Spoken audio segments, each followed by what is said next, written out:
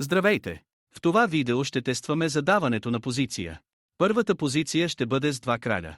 Обикновенно тази позиция е равенство, но с два краля няма как да е равенство. Както виждате, позицията е невалидна. Но за да можете и вие да тествате такива позиции, първо копирате позицията, която сте създали. А после махате тази позиция и поставяте вашата позиция и играта автоматично започва с вашата позиция. Ако позицията бъде такава, е равенство с път или поради недостиг на материал. А ето как би било с два краля.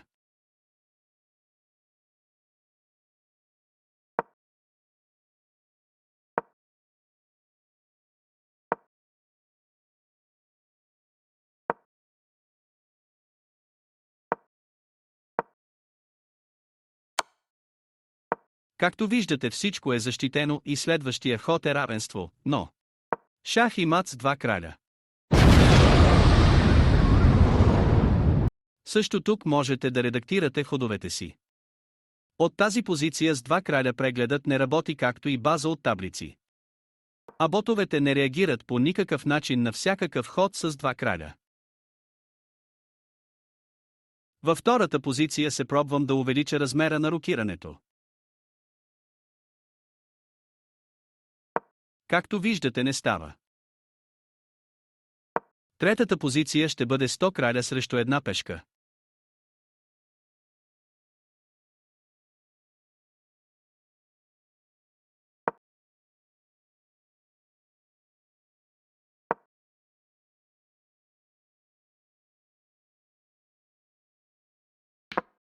Няма шах и мат.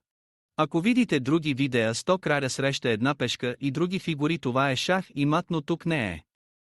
Даже тези не 100, а 40 краля могат да ви бият, ако играете с една пешка.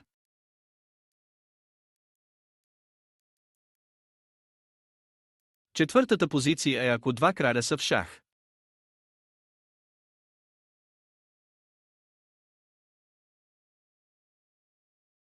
В тази позиция могат да се движат само кралете.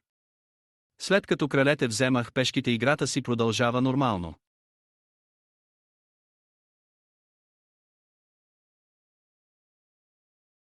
А сега ще изиграя една бърза игра с бота Ски Магнус с една моя позиция. Ако не искате да я гледате, превъртете видеото до 4-та минута и 31-та секунда.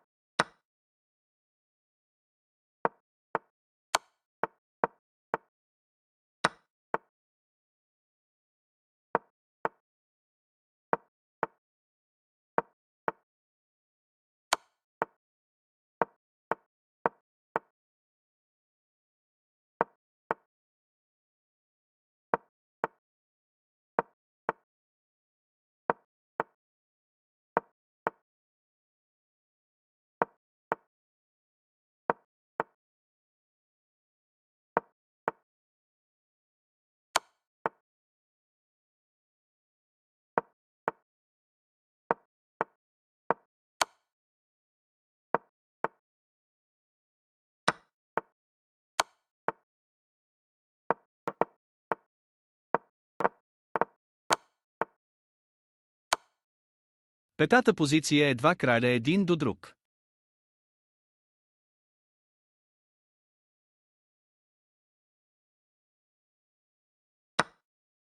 Шахът казва, че е равенство, защото черният играч няма ходове. Затова малко ще я редактирам.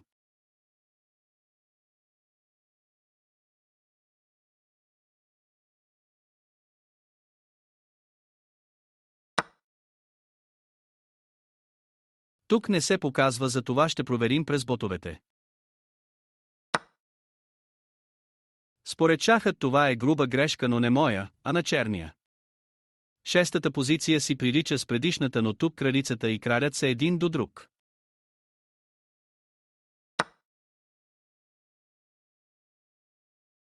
Тези игри също могат да бъдат запазени.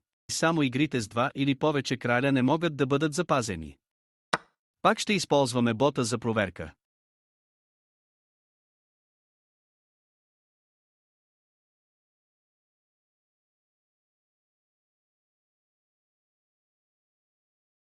Шахът показва, че това е мат след два хода. Все пак беше шах и мат след един ход, но поне в такава позиция това е победа. А сега ще ви покажа как работи движението с два краля в ето тази позиция. Ако движите втория крал, няма шах от скалата и това е равенство.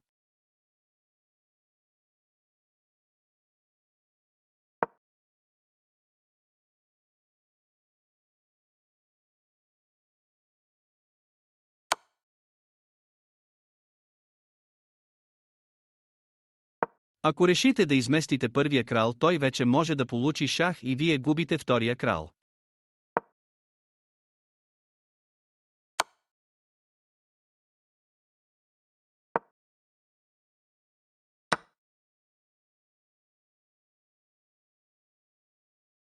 Тук създадох още една моя позиция.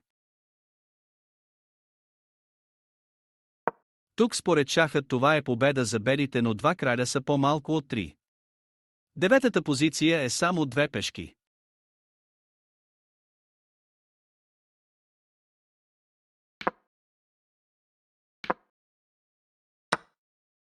Първо е шах и мат след два хода. После след един ход. И това е победа без крале.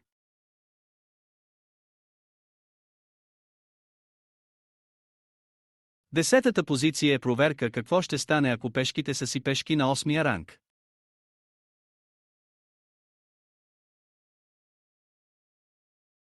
Както виждате, нищо не става с тях, остават си пешки даже след като направиш ход.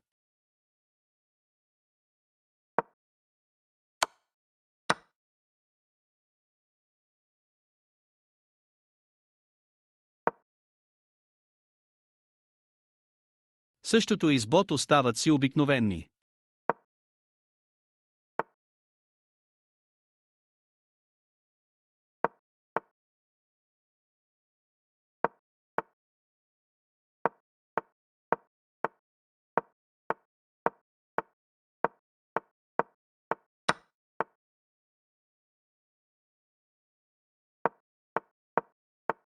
Реших малко да си поиграя и ето какво намерих. Пешката не може да вземе повече от две фигури. Явно пак намерих някакво правило в шахът. А ето и една позиция, с която бих готвача Магнус.